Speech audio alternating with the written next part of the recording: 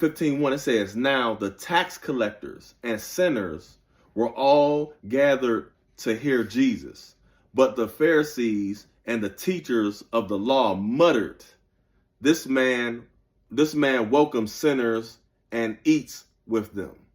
So I'm explaining to y'all, that was happening there. A lot of times Jesus was speaking. He was speaking around, we can call it Gentiles at that time, and Jews, because they both were sinners. They both sinned. They both was they both went through something that wasn't of God at that time. Because that's why Jesus was going back and forth. So it was the Jews and the Gentiles, no matter how he looked. Before he said, I'm here for the Jews, and he said he was here for the Jews, but then he said, I was here for the Jews and the Gentiles.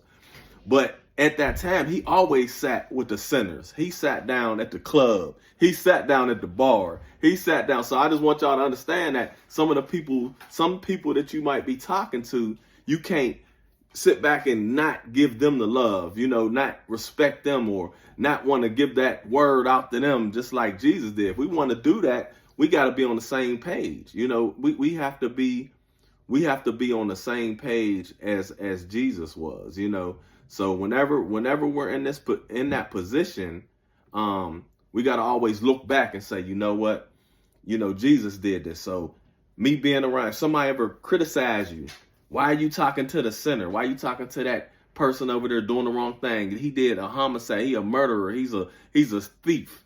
He did the. You always got to look at it. Jesus did the same thing. So don't sit back and, not want to do that. Jesus came to save the Jews and the Gentiles. That's basically what I just said.